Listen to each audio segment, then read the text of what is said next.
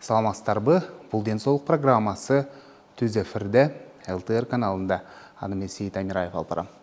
Ардактуу көрөрмандар, бүгүн биз жүрөк ооруларын хирургиялык ыкма менен дарылоо деген теманын алкагында маектешебиз. Программа көрүп жатып, эгерде сизде да кандайдыр бир суроолор жаралса, сөзсүз түрдө байланышка чыксаңыз болот. Байланыш үчүн телефон 032 код аркылуу 709 78 жана ошондой эле WhatsApp номер дагы иштейт 0508 87 88 97 номер. Анда студиябызга келген кадырлуу конокторду мен сиздерге тааныштырсам. Чыңгыз Матикеев, Алиев Мамат атындагы Ош кардио медициналык борборунун кардиохирургия бөлүмүнүн башчысы. Жана ошондой эле кийинки коногубуз Бекзат Абдисаттаров, Алиев Мамат атындагы Ош кардио медициналык борборунун рентген эндоваскулярдык хирургу. Саламатсыздарбы? Студиябызга кош келипсиздер. Маалымат булактарына карай турган болсок, соңку убакыттарда жүрөк оорусуна кабылгандардын саны көбөйдү, анан жашарды деген маалыматтарды көп уга турган болдук, көрө турган болдук дегендей да. Айтсаңыздар, эмне себептен ушундай болуп атат? Биздин жашоо шартка байланыштуу же дагы башка себептер барбы? Салам алейкум. ЛТР телеканалынын көрүүчүлөрү, Денсаулык телеберүүсүнүн көрөрмандары. Албетте эле азыркы учурда жүрөк оорусу сиз айткандай аябай жашарды дагы, көбөйдү дагы. Буга бир себептерден бул жашоо шарты, стресстин көптүгү, жанакындай тамеки, алкоголдук ичимдиктер, энергетиктер, тамактануу тартиби жана да ошол алыс кыймылсыз жашоо деп белгилеп айтсак болот. Ошодон улам бул азыркы учурда жүрөк кан тамыр оорулары, жүрөк тубаса кемтик оорулары, жүрөк аритмия оорусу кескин көбөйдү десе болот да. Жакшы, негизинен мына ушул жүрөк оору башталганда бейтаптар кайсыл учурда кайрылат? Көбүн эсе кардиологдор, кардиохирургдар айтып келесиздер, эртерээк кайрылса, биз эртерээк жардам берсек деп айтасыздар да. Жүрөк оорунун симптомдоруна токтолуп кетсеңиз. Биринчиден, мисалы, жүрөк оорунун симптомдору стенокардия болгон болсо, при физический нагрузка, бираз кыймыл кылганда, басканда, мисалы жумуш кылганда көкүрөк ачышып, далыга берип, сол обо чейин берип ачышат да. Эгерде катыгыраак кыймыл кылса, катыгыраак нагрузка кылса, одышка болуп, плен кысылып, муздак тери басышы мүмкүн. Бул инфаркт болот тургандын бирден бир белгиси. Инфарктка жетип аткан нерсенин бирден бир белгиси. Себеби жүрөктүн коронарлык кан тамырларында стеноз 80%-тен жогору болгон болсо, уже ушул симптомдор биринчи пайда боло баштайт. Ушул мезгилде эрте кайрылыш зарыл. Адамдар эрте кайрылыш керек. Антпесе жүрөк инфаркт алган коркунучу бар. Инфаркттын большинство проценти десек, бул оор осложнениеге алып келет.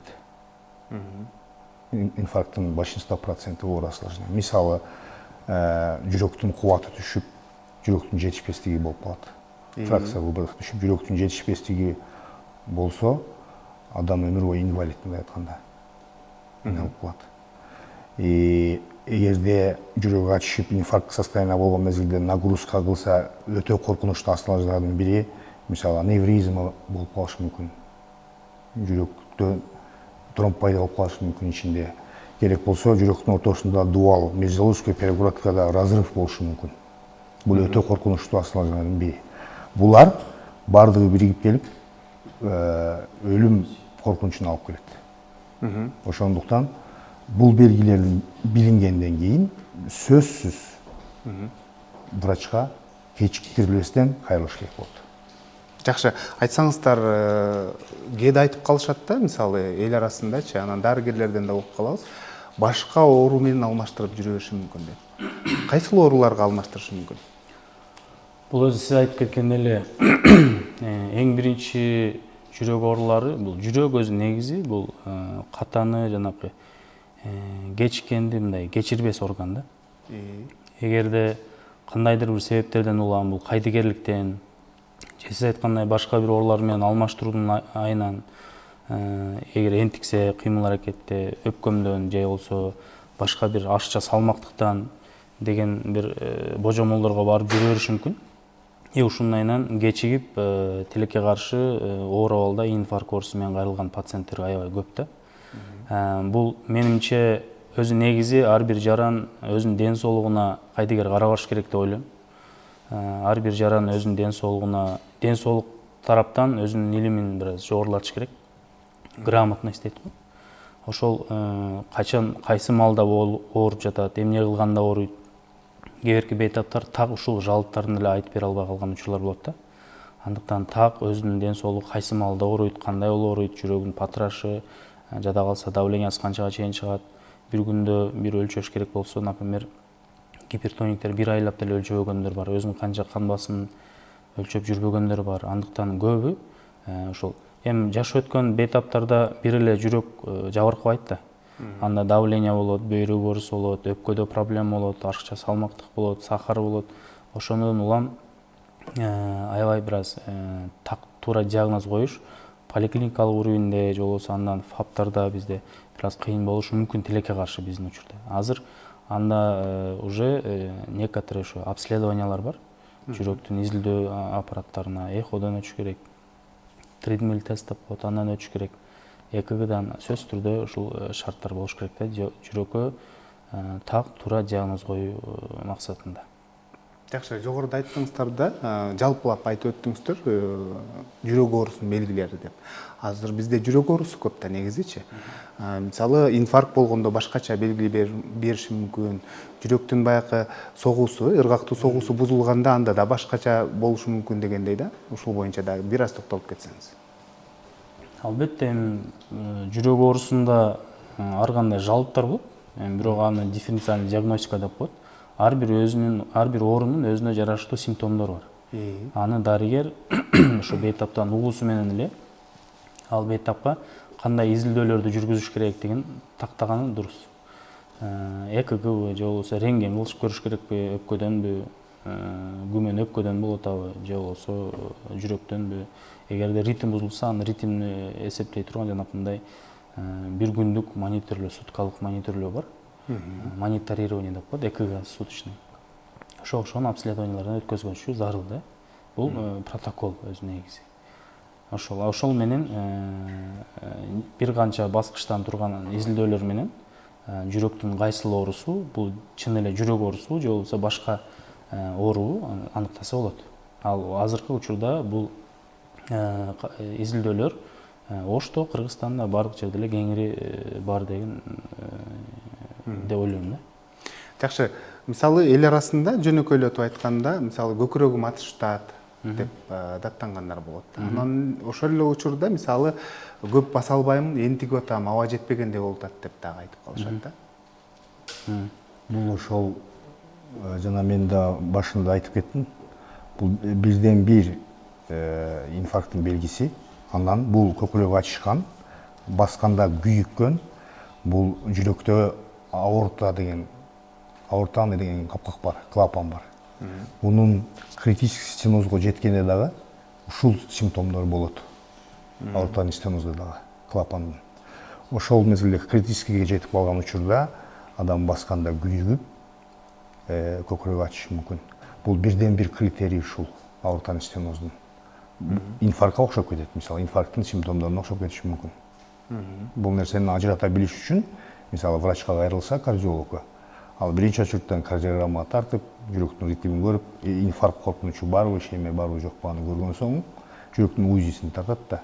Жүрөктүн УЗИсин тартканда, мисалы аортанын стеноз болгон болсо, ошол жерден диагностика болот. Жүрөктүн УЗИсинен көрүнөт. Бүгүнкү күндө сиздерге ошол жүрөктүн кайсыл оорусу менен кайрылгандар көп, анан көбүн эсе кимдер жүрөк оорусуна калып калат?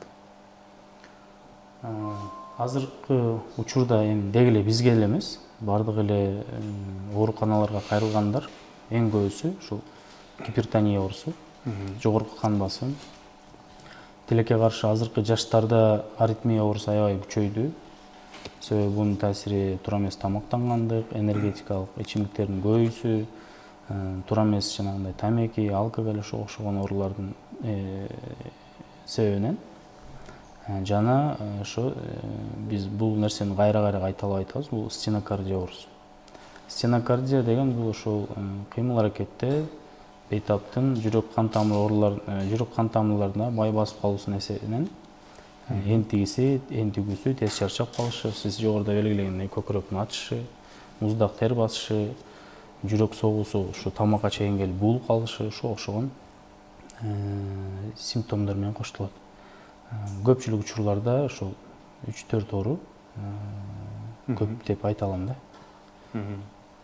Жакшы, анан мына жүрөк оору дегенде эле биз көбүнесе элдер коркушат да.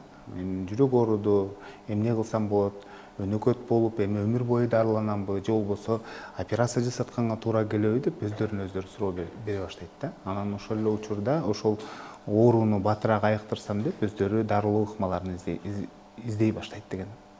Айтсаңыз, кайсыл учурда консервативдик жол менен дарыланат, кайсыл учурда операция менен дарылоого туура келип калат? Бул дарылагандан мурун биринчи учурда туура диагноз коюлуш керек да. Бул эң маанилүү. Туура диагноз коюлса, мисалы келгенден баштап, пациент больницага кайрылгандан баштап баардык алгоритм менен диагностикадан өтүш керек. Мисалы кардиограмма, андан кийин эхо, стенокардияларда, мисалы бул ооруларда эң маанилүү золотой стандарт бул ангиография. Жүрөктүн коронарлык тамырларын диагностика кылуу. Бул золотой стандарт. Мындан өтүш керек бүгүнкү күндө. Бул золотой стандарт. Мындан өткөндөн кийин бул 100% диагностика коронарлык тамырларга. Андан соң анда кандай проблема бар? Аны инвазивный кардиологдор, мисалы, бул адамдар ошол диагностиканы өткөрөт. Өткөргөндөн соң консилиум болот. Врачтарда консилиум деген түшүнүк бар да. Ошол жерде инвазивный кардиологдор, кардиохирургтар отуруп консилиум болот. Анда сосудистый поражение, бир жеринде проблема, стеноз болгон болсо, мисалы, инфаркт коркунучу болгон болсо, атеросклероз бешка болгон болсо, стент жолу менен көкүрөктү кеспей эле операция кылбай, через кан тамыр аркылуу кирип туруп ачса болот. Эгерде стент койгонго мүмкүн эмес болгон случайлар болуп калат.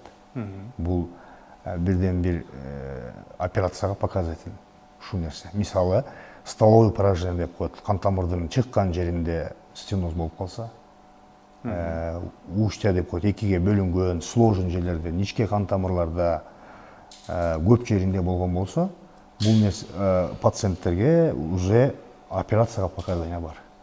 Операцияга консилиумден кийин операция көбүрөөк пайда берет стентке караганда.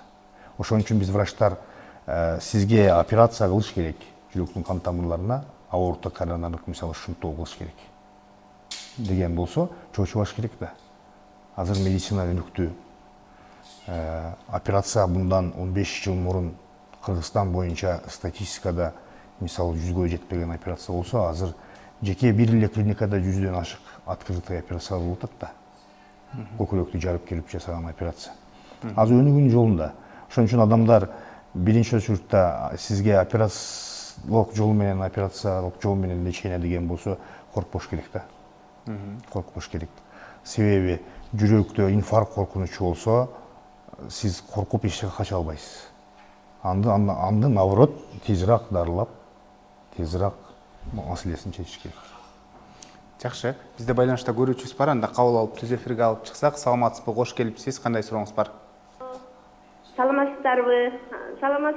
Мен ошо жүрөгүм катуу патрап, анан сокконда өзүмө угуп турат да.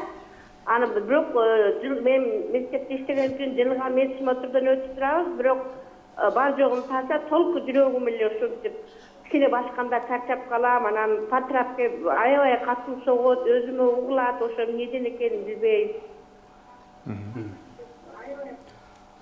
Эгерде жүрөктүн соккону жатканда же болбосо жүргөндө өзүнө чейин угулуп аткан болсо, биринчи этапта бул давлениясын көрүш керек. Кан басымды биринчи көрүш керек именно ошол убакытта. Андан соң патрап деген сөз канчалык ыргактуу ритм, ыргактуу эмеспи түшүнө албадым, бирок мындай учурда ошо 1 суткалык АД монитор деген дагы бар. Андан кийин ЭКГ монитор деген дагы бар. Эки обследование өткөн дурус. Себеби патраган учурда дагы жүрөктүн согушу кулагына угулуп калышы мүмкүн. Бул дагы өзүнүн кан басымына таасир эткен болушу мүмкүн. Эгер жашы, эми некоторые факторлорду карап көрүш керек. Салмагы канча, башка оорулары барбы, жокпу? Ошонун жыйынтыгы менен бир текшерүүдөн өткөн жакшыраак. Биринчи этапта давлениясын, кан басымын көзөмөлдөгөн жакшыраак. Себеби жүрөктүн согушу кулагына угула баштаганда бул уже көбүнчөсү ошо кан басымынын таасиринде болушу мүмкүн да. Кийинки суроодо телекөрүүчүдөн келиптир. Саламатсыздарбы? Жүрөк таалып оорушу мүмкүнбү? Менде кээде ушундай болуп турат. Сол жагым деп айтыптыр да, ошол боюнча айтсаңыз. Bunday суроолор аябай көп келет. Бейтаптардан эле таалып оорушу мүмкүн. Бирок бунун себеби жанагы нервтен деле болушу мүмкүн. Бир эле жүрөктүн өзүнөн эмес, эми жүрөк тушун көрсөтүшөт көп бейтаптар. Жүрөк качан ооруйт? Мен ушул кеңири теле берүүдөн эмесинен айтып коеюн. Жүрөктүн оорусу кыймыл аракетке аябай байланыштуу болот. Эгерде жөн эле отурганда, жанагындай психоэмоционалдык бир күч болгондо оорутса, же болбосо жатканда оорутса, ошол оорудан ойгонуп кетип аткан болсо, же болбосо мындай терең дем алганда оорутуп аткан болсо, бул особо жүрөктүн оорусу эмес. Жүрөктүн оорусу качан болот? Бул кыймыл аракет болгондо, басканда, жогоруга лестница менен көтөрүлгөндө, чуркаганда, оор нерсе көтөрсө, жумуш кылса, кандай болуп ооруйт? Жүрөк көп бейтаптар ошол жүрөктүн сол тарабын көрсөтүп ооруйт деп. Өзү негизи жүрөк көбүнчөсү ушул көкүрөк тушу ооруйт. Атышы ооруйт, туз куйгандай болуп, күйүп калгандай болуп ооруйт. Бул оору көбүнчөсү энтүгү менен аба жетпегендей болуп коштолот. Бул оору инаңда сол колго, арка далга дагы бериши мүмкүн. Ушул жүрөктүн оорусу. Эгер ушундай бир көйгөйлөр жаралса, анда тезинен кардиологко көрүнгөнү дурус бул бейтаптар. Жакшы, бизде байланышта кийинки көрөрманыбыз бар. Кабыл алып түз эфирге алып чыгабыз. Саламатсызбы, кош келипсиз. Кандай сурооңуз бар? Мен диагноз сөзөтөм достаточно болгондон соң электрокардиограмманы жүрөккө коюп батареяны. Батареяны коебуз дегенде пульс көтөрүлүп кетти да. Пульс көтөрүлүп 55-тен ашпай жатат.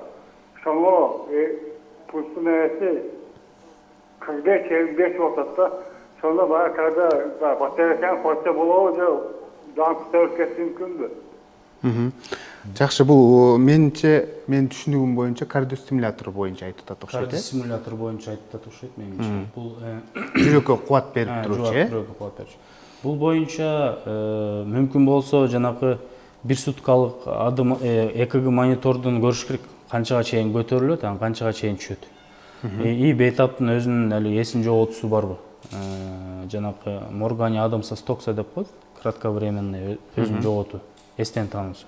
Ушуга окшогон жалп болсо, эгерде пульс эч көтөрүлбөй 60тан жогоруга чыкпай, кээ бир учурларда биз атропин деген ошо пульсту көтөрүп турган укол берип көрөбүз. Ага дагы таасир болбосо, жыйынтык болбосо, эгерде бейтапта кандайдыр бир ар дайым алсыздык же болбосо баш айланыш болсо, бул уже бул бейтапка электрокардиостимулятор керек.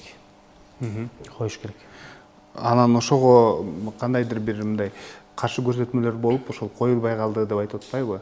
Негизинен кандай дарылоолордон өткөндөн кийин кайра койсо болот деген суроо калды. Электрокардиостимуляторду бул кандай десем, бул аппарат өзү негизи өмүрдү сактап калыш максатында коюла турган аппараттардын бири да. Кандай жанагындай противопоказания болуп калды, аны тактап көрүш керек. Мен точно түшүнө албадым эмени. Кандайдыр себептерден ага өзү негизи бул наркозсуз эле, эч кандай местный наркоз деп коет, ошо менен эле коюлат, жарым сааттын тегереги. Андай деле противопоказания болбош керек. Жакшы, жогоруда айттыңыздар да, негизинен эгерде консервативдик жол менен дарылоо туура келип калса, анда ушул ыкманы сунуштайбыз. Анан көрсөтмө хирургиялык жол менен дарылоо болуп турган болсо, анда хирургиялык жол менен дарылоого аракет жасайбыз деп. Анан бүгүнкү күндө Кыргызстанда жүрөккө бардык хирургиялык ыкмалар колдонулабы же болбосо чет жакка жөнөткөнгө да туура келип калабы? Жакшы суроо болду. Бул бүгүнкү күндө Кыргызстанда кардиохирургия жетишилик деңгээлде өнүккөн десек болот. Бул нерсеге биздин кардиохирургиянын атасы болгон улуу Иса Коноевич Акунбаев түтүп кеткен кардиохирургия бар. Бишкекте азыр научно-исследовательский институт хирургии сердца трансплантация органов деген институтта мисалы биз ошогон жаш кадрларды көп кардиохирургтар даярдап, жаш кадрлар тыш жакта да окуп, опыт алмашып келип, мисалы Кыргызстанда жүрөктүн операцияларына, оор деген операциялары дагы азыркы күндө Кыргызстанда жасалат. Ошонун ичинен, ошол эле мезгилде Ош кардио медициналык борборунда дагы жүрөккө оор деген операциялар жасалат. Бир гана учурда, мисалы, жүрөк алмаштыруу же болбосо искусственный сердце кое турган мезгилде өтө чоң патология бар мезгилде гана тышкы мамлекеттерге чыгып кетпесе, зарубежге. Азыркы учурда бейтаптарда башка мамлекетке барбай эле жүрөктүн көптөгөн түрлүү операциясын жасатканга мүмкүнчүлүк бар. Шарт бар. Операциялар жасалат. Ошол эле мисалы аортанын башында аортага протез кылган бул чоң операциялардын бири. Мисалы детский жаш балдарга деле мисалы жасалып атат Кыргызстанда оор деген операциялар. Шанс бар. Жасатыш керек, эч жака чыккан зарылчылыгы жок. Жакшы. Айтсаңыз, негизи мына бүт операциялар жасалат деди. Демек сиздердин борборуңуздарда дагы жасалып келет экен. Клапан алмаштыруу жана башка биз мисалы карапайым кишилер тамырларын алмаштыруу деп айтабыз го. Мисалы бутунан алып жүрөгүнө коюп тур деп ушинтип айтып калабыз да. Бул дагы чоң операция да. Ооба. 5 саат талап кылат. Кыргызстанда азыр эң көп жасалуучу операция Кыргызстанда эле эмес. Дүйнөдө бул именно ушул биз азыр айтып өткөн аорта коронарлык шунттоо, тамыр тигүү операциясы. Бул өтө көп кездешкен болуп аткан учурдагы операциялар. Бул операцияларда стеноз кан тамыр тосуп калган жактан айландырып өтүп тамыр тигүү, мындай айтканда, обходной путь жасоо. Буда буттун тамыры поверхностный венасы иштетилет, буттан тамыр алып. Көкүрөктүн астында внутрикудный артерия бар. Бул тамырды алып туруп, биз жүрөктүн кайсы керектүү жерлерине канча тамыр керек болсо, мисалы, ошого тамыр улап коесуң. Себеби инфаркт коркунучу бар, кан тамыр тосулайын деген коркунучу бар. Ал кан тамыр тосулса деле биз тиккен жаңы кан тамырдан кан келе бериш керек. Бул операциянын максаты эмне? Максаты инфаркт болуу коркунучун азайтуу, ошол эле учурда өлүм рискин азайтуу максатында бул операция жасалат. Жакшы, телегөрүүчүдө мындай деген суроо келиптир. Саламатсыздарбы, ЛТР жамааты дейт, жүрөккө дейт, ийне менен сайгандай болуп кетет. Эмне себептен деген суроо калтыр. Ийне менен саю колющий боли бул жүрөккө өтө деле жана тиешелүү оорулардын катарын толуктабайт. Көпчүлүк учурларда нервтерде, бул межреберный невралгия дейт го. Ошол мындай ийне сайгандай ооруну сезиш мүмкүн. Бирок жүрөктүн оорусунда жүрөктүн оорусу бул ийне сайгандай болуп, ооруган жүрөккө тиешеси жок. Антактап көрүш керек, бейтаптын өзү менен байланышып көрүш керек, бир текшерүүдөн өткөзүш керек. Жакшы, кийинки суроо. Саламатсыздарбы, мен кечирээк сиздерге кошулуп калыпмын дейт. Сиздерге суроом дейт, жүрөктүн ритмин ордуна келтирсе болобу? Азыркы учурда ушул жүрөктүн ритми бузулду деп диагноз койгон, эртең менен варфарин, дикацин деген дары ичем, анан кечиндеси варфарин, конкор деген дары ичем дейт да. Бул эмне кылсак болот? Ушул жүрөктүн бир ургактуу согуусу бузулган учурда көпчүлүк адамдар мисалы көпкө чейин өмүр бою дары ичкендер бар да, ошолор анан толук сакайып кетсек болобу деп ушундай дарылоо жолдорун издегендер көп экен да. Албетте.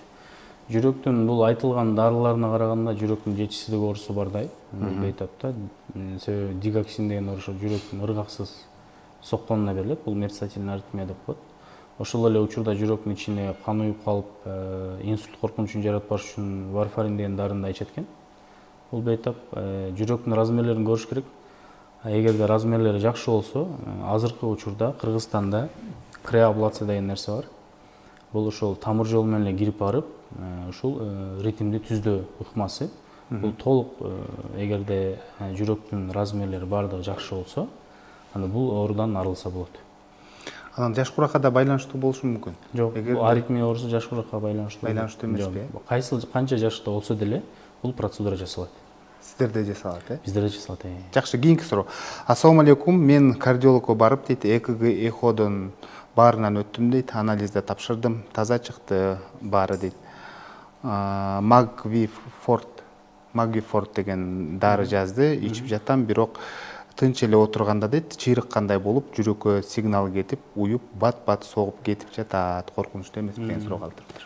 ЭКГ, эходон өткөн болсо, суточныйдан да өтүш керек, суточный ЭКГ мониторлөөдөн өтүшүп көрүш керек. Кээ бир учурларда бул нервке байланыштуу болушу мүмкүн. А кээ бир учурларда чын эле жүрөктүн ритми бузулган болушу мүмкүн. Бейтап бул нерсени сезип аткан болсо, ошол бир суткалык аппараттан өтүп койгону дурус. Дарыгерлердин назначениясы менен ичип аткан болсо, эгерде магнийди, анда бул көбүнчөсү нервке байланыштуу жазып бергендей да. Эгерде мүмкүнчүлүгү болсо, данныйларын көрсөтсүн, бир көрөлү. Жакшы, кийинки суроо. Саламатсыздарбы, мен жолго чыкканда айрыкча төө ашууда дейт, кыйналып, сол көкүрөгүм кысылып, сол колум алсыз болот. Бирок ревматизм да дайым 600-дөн түшпөйт дейт. Мен кардиологко барышым керекпи же ревматологко деп суроо калтырыптыр. Асло бул эми бир эле ревматизмдин признагы эмес. Асло 600-дөн түшпөсө, асло инанда грипптендигинде эле көтөрүлүшү мүмкүн. Эгер постоянно эле түшпөй турган болсо, эми ревма фактор деген нерсе бар. Ревма тест дегенде 4 эме чыгат. Ошо ревма факторду көрүш керек. Биринчи кезекте ревматологдун консультациясынан өтүп, андан кийин сөзсүз жүрөктүн эхосуна өтүш керек. Себеби ревматизм клапандарды бузушу мүмкүн. Клапандардын жакшы иштебеши жанагы жогорку бийик жерге чыкканда төө ашуудагы ушундай бир энтигүүнү, жакшы дем алышын кыйындашын, тяжесть, оор жүрөктү ушундай жалып пайда кылышы мүмкүн. Жакшы, бизде байланышта көрүүчүбүз бар, кабыл алып түз эфирге алып чыгабыз. Саламатсызбы, кош келипсиз. Саламатсыздарбы? Менин суроом, мына жүрөктө кандайдыр бир проблема болгон болсо, дем алып кыйындап, баары айтып кеттиңиз да, ошол жүрөк байланыштуу. Менде жүрөгүмдө эч кандай проблемамды сезген эмесмин, оорусуду деле билбейт, бирок кээде ушундай аба жетишпей, өкпөгө аба жетиши кыйын болуп, чоң дем алганымда гана жетип турган уктар болуп, азыр да ошондой учурдамын. Бул жүрөккө байланышы барбы, жокпу? Дем алганда кыйналат экен. Азыр да ушинтип атам дейт. Бул эми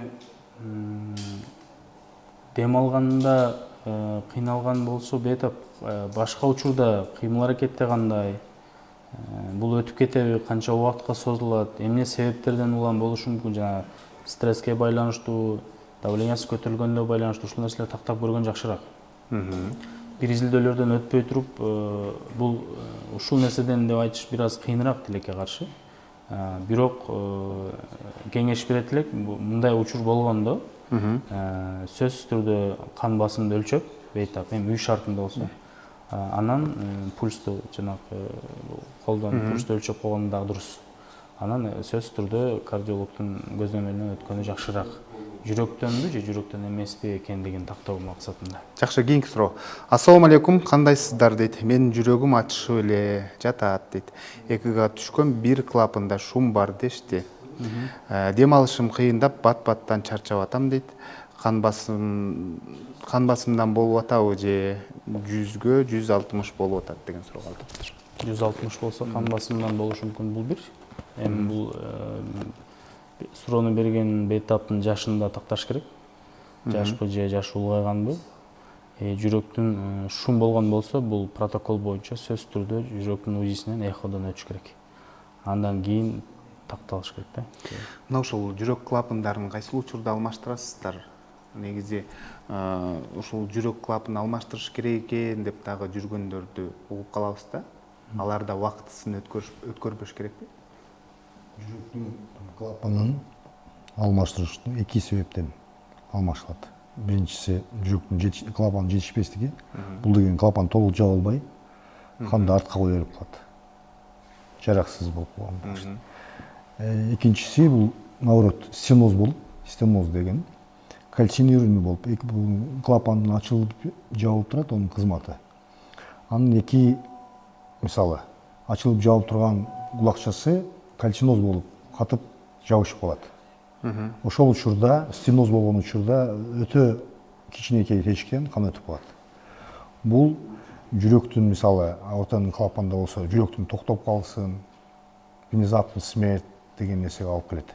Жүрөктүн жетишпестиги, курч жетишпестиги, жана мисалы хронический сердечный исхак алып келет да. Ушул учурда клапанды алмаштырган учурда бул эң маанилүү нерсе эрте эмес, бирок кечиктирбей алмаштырыш керек. Убагында алмаштырыш керек болот.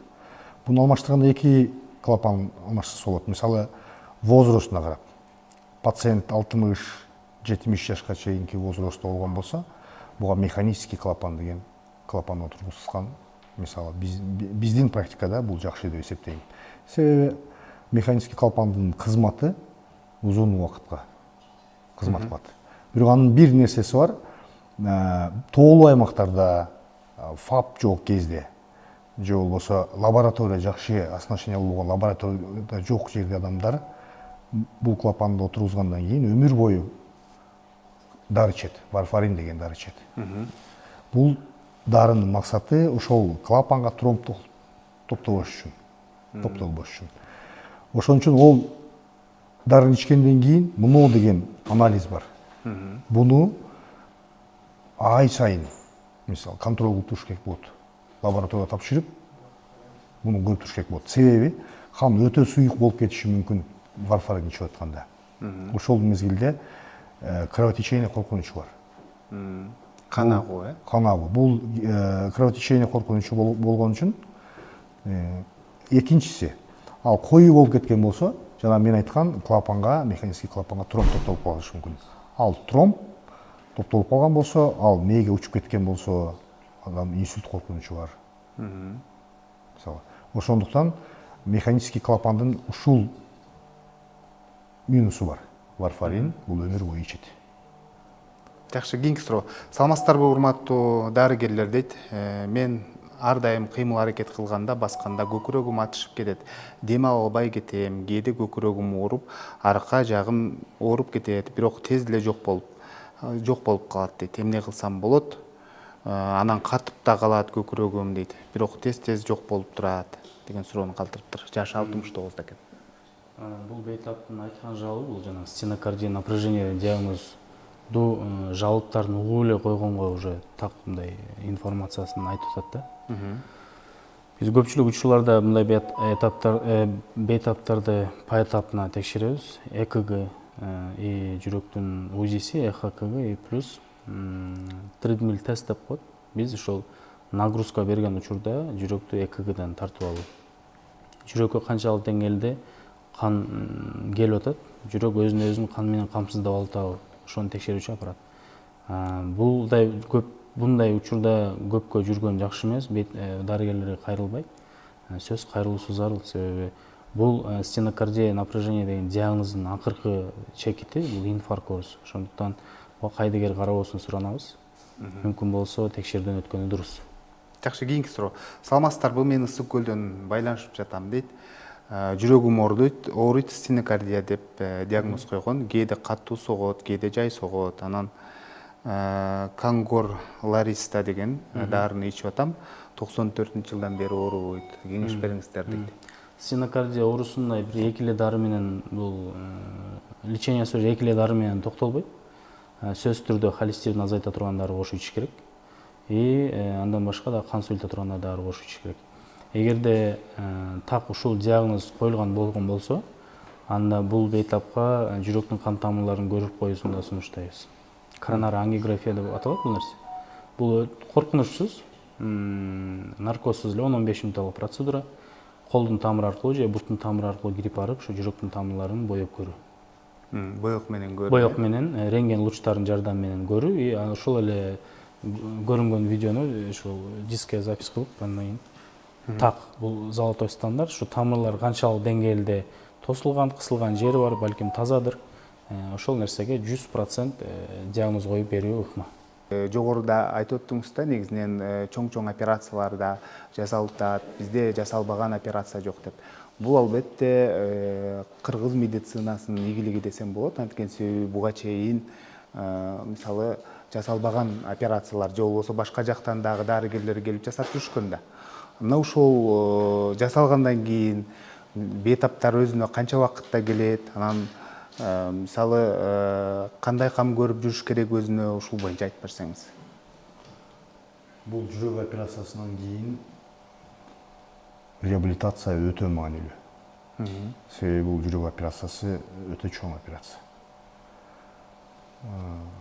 Ошондуктан пациент операциядан кийин диетаны, мисалы, туура тамактанууну өтө диккат контроль кылыш керек да.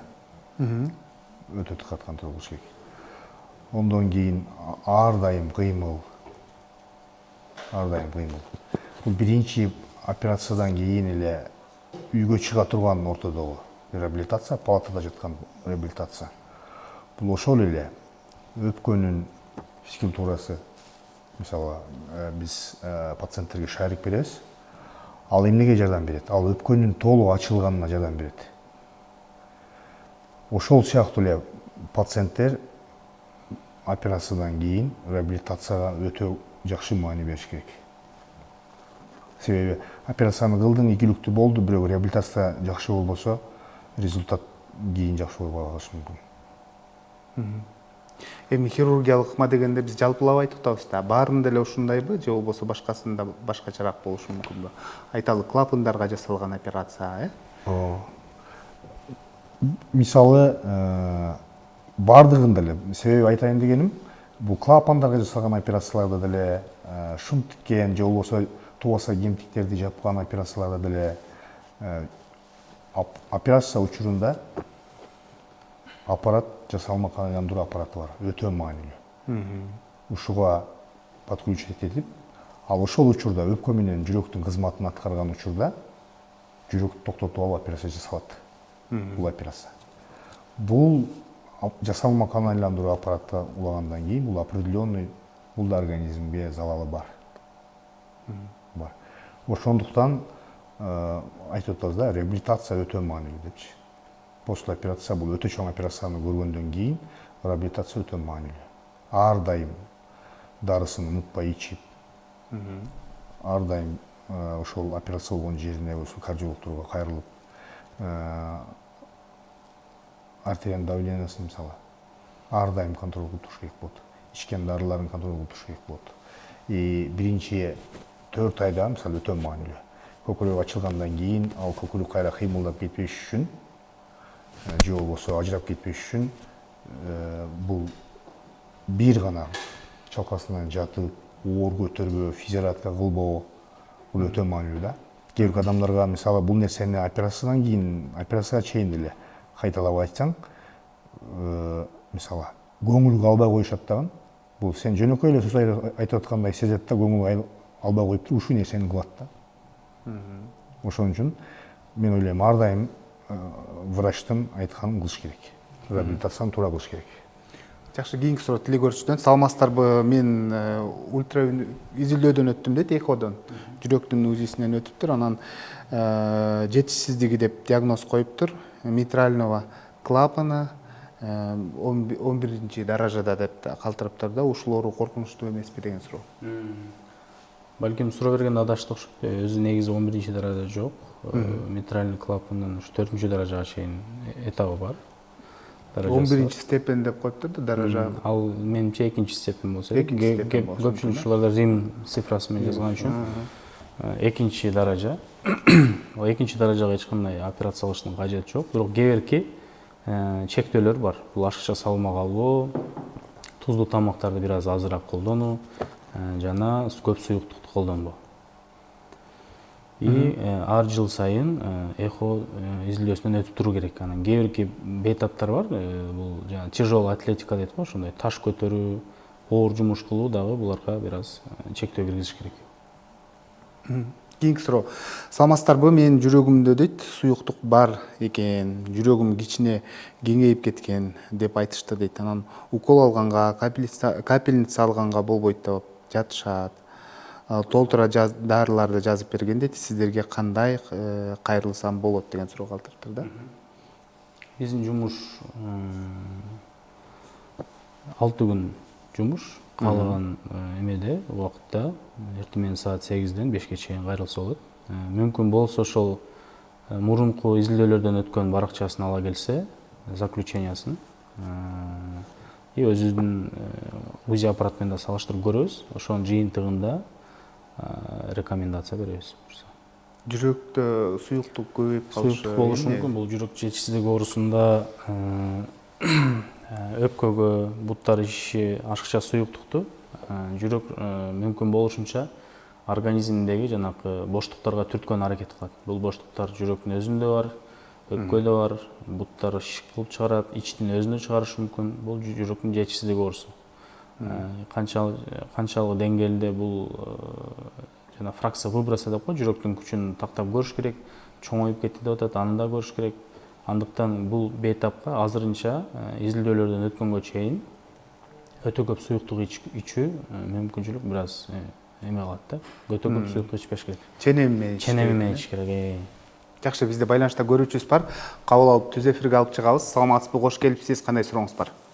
Мени баягы жүрөгүм ооруйт да, жүрөгүмө Студияга үн берип койсоңуз. Иштейт экен деп атышат. Ошону мен жана стент коебуз атат, 24% стент койсо болобу деп сурап атам да.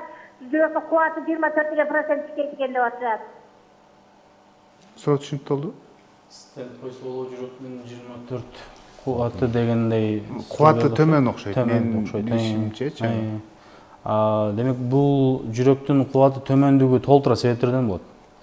Бул инфекциялык оорулардан миокардит деген бар, ошо жүрөктүн булчуң шамалдашы бар, клапан оорулары бар, тубаса кемтик оорулары бар. Жанакы инфаркттан кийин жүрөктүн кубаты түшүп кетет, аритмия оорусунда түшүп кетет.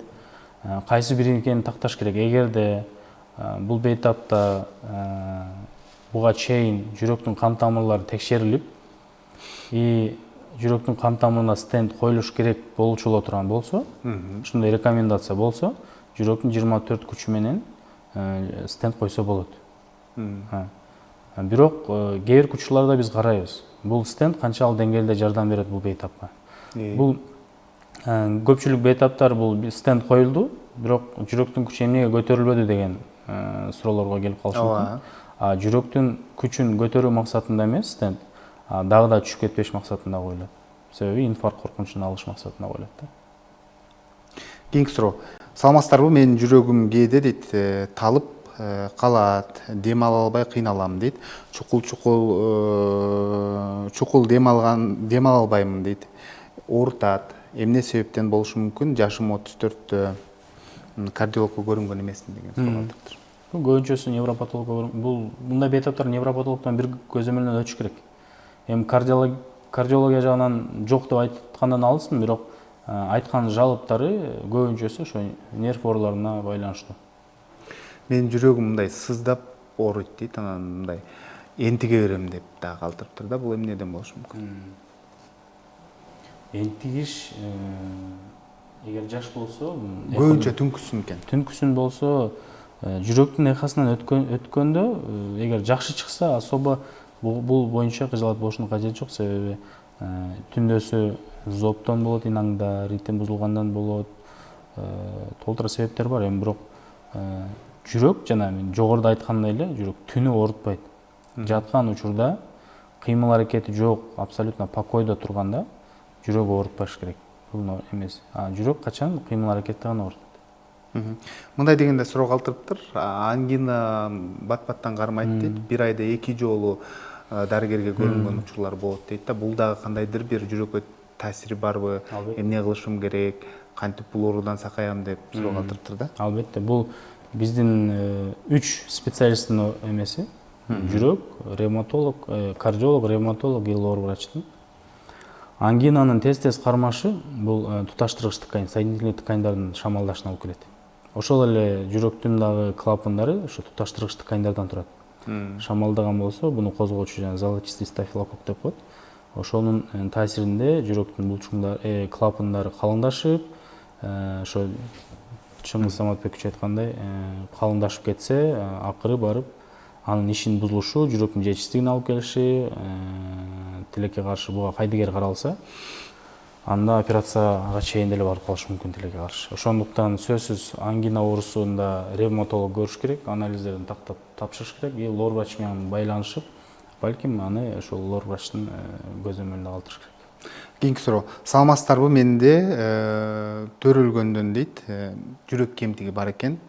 Операция кылыш керекпи же кереги жокпу деген суроо калтырыптыр да. Мисалы, кээ бирлер бар да, ушул бала кезинде билбей, же болбосо наристе кезинде ата энеси байкабай, анан чоңойгондо байкагандар да бар да. Бүгүнкү күндө ушул боюнча айтып берсеңиз. Албетте бул тубаса кемтиктерде өзү жаш кезинен педиатр, кардиологдор мисалы поликлиникаларда жүрөгүн тыңшап көрүп, ондой пациенттерде жүрөгүн тыңшаганда шум болот да. Ошондон билип контроль кылыш керек болчу. Азыр эми жүрөгүндө тешиги болгон болсо, буну жаптырса болот. Бир учурда жаптырганга мүмкүн эмес. Өпкөнүн давлениясы деп коет, легочный артериянын давление деп коет. Бул өтө жогору болуп кеткен учурда буну жаптыра албайт.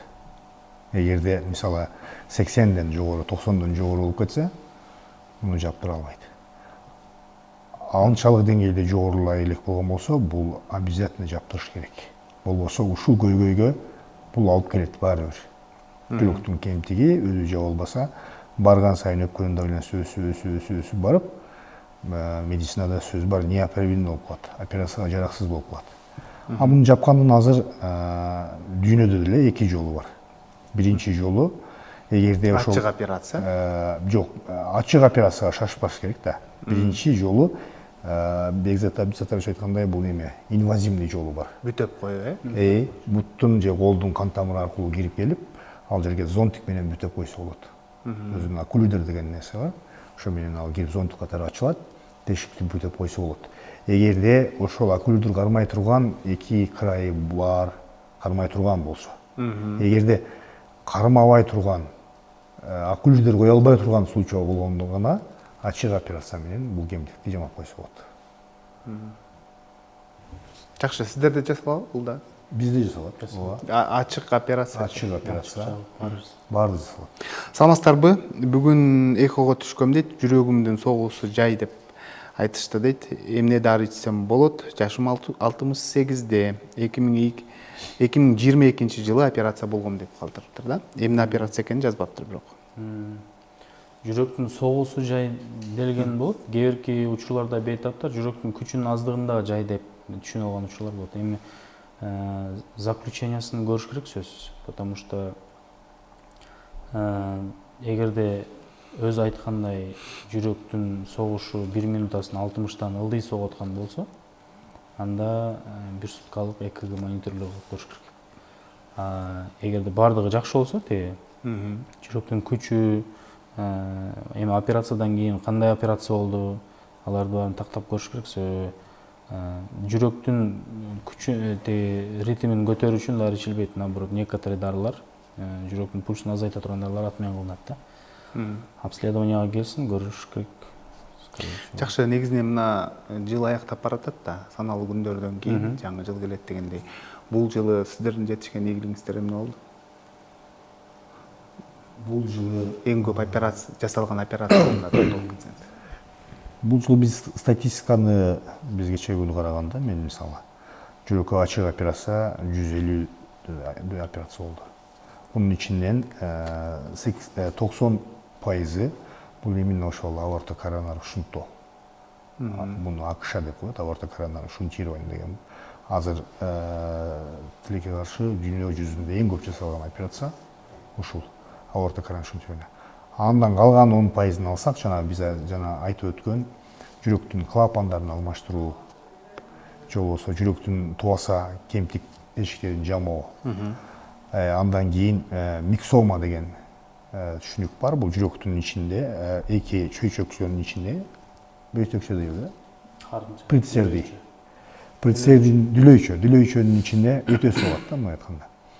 Бул нерсени чыгарып алуу, ушул операциялар бир 2-3% кирет. Быйыл мисалы жакын арада эле 1 ай мурун бир уникальный случай болду. Жаш 37 жаштагы пациент жүрөктүн ошол дүлөйчөсүнүн ичине өтөсү болгон. Аны менен операция кылыш керек болуп аткан учурда ошол өсүп алган эт майдаланып, учуп, мээге учуп кеткен дагы инсульт болуп калган. Дагы бир жак каптал кыймылдабай калган. Андан реабилитация болуп, лечение болуп, чыккандан кийин ошол өсүп алган эт дагы талкаланып, учуп кеткен дагы буттун кан тамырын, тизесинен алдын бир бутунун кан тамырын жаап калган. Дагы бул некрозго алып келген. Ошол мисалы случай болду да, ал пациент бизге кайрылды, биз туугандарына бул операциянын рисктерин, канчалык оор экенин, пациенттин состояниясын түшүндүрүп туруп, биз ошол пациенттинге операция жасадык. Жана жүрөккө өсүп алган этти чыгарып алдык. Чтобы дагы инсульт болбосун, дагы бир кан тамырына барып учуп, өмүргө коопсуздук кылбасын деп алдык. Мындай случайлар 1-2% болот. А болбосо большинство процент азыркы биздин больницада жасалып аткан операциялар ушул аорта коронарык шунттоо. Негизинен жүрөккө ошол ийгиликтүү операция жасалыш үчүн эмнеге көңүл буруш керек бул? Жүрөккө ийгиликтүү операция жасаш үчүн бул кардиохирургияда чоң команда керек. Чоң команда керек. Бул командада анестезиологдор бар, уктатып, наркоз берип караган. Бул командада жана мен айткан перфузиолог деген бар. Жасалма кан айландырган аппаратты айландырган врач. Анын кызматы өтө чоң. Себеби операциянын ийгиликтүү болушунун бирден бир себеби ошолдон мисалы көз каранды болот. Эмнеге? Операция мен айткандай операция учурунда жүрөктү токтоткон учурда бүтүндөй жүрөк менен өпкөнүн кызматын ошол аппарат аткарат. Ошол адам профессионал болуш керек. Бул операцияда өтө чоң роль ойнойт да. И команда андан кийин азыркы жылдары чыгып аткан мисалы аппараттар керек да. Мисалы кардиохирургияда биздин кардиохирургияда деп мактанып эле айтсак болот, акыркы үлгүдөгү аппараттар менен жабдылган. Булар операциянын ийгиликтүү болушуна өтө чоң жардам берет. Жакшы, мындай дегенде суроо калтырыптыр. Саламатсыздарбы? Мен 16 жаштамын дейт. Менин жүрөгүм кезде сайкылашып ооруп калат, өтө катуу оорутпайт, орточо. Анан жүрөк бат-бат согот, кичинекей балдардыкындай жөтөлүп калганда кээде бир аз сайкылашып ооруп калат дейт. Ушуга жооп берип коюңуздарчы, сураныч деп калтырыптыр да. Биринчи кеңеш бул эходон өтүш керек, жүрөк мүйүсүнөн өтүш керек. Себеби жаш балдардын оорусунда эми жаш мезгилде жүрөктө кан тамыр оорулар көп кездешпейт. Андыктан туаса кемтиг оорусу барбы жокпу аны тактап көрүш керек. Эгерде баары жакшы чыкса, анда невропатологко кайрылыш керек. Бизде байланышта көрүүчүбүз бар. Анда кабыл алып түз эфирге алып чыгабыз. Саламатсызбы? Кош келипсиз. Урматтуу көрөрман, биз сизди угуп жатабыз. Саламатсызбы? Биз ушу көрдөн чалбатсыз эле. Алло, саламатсызбы? Сурооңузду бере бериңиз. Алло, мен ушу стекардия напряженный 3, анан артерия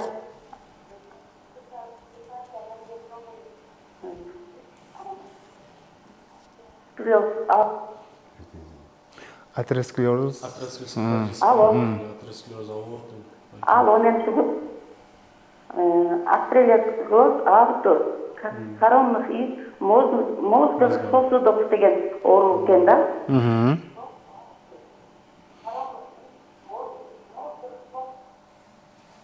Ушу суроого кандай жооп бересиз? Эгерде буга чейин бул диагноз коюлган болсо, балким ошону тастыктай турган изилдөөлөрдөн өткөндүр бул бейтап. Себеби стенокардия напряжение 3-чү даража, андан кийинки этабы бул нестабильный стенокардия или инфаркт болуп калат да.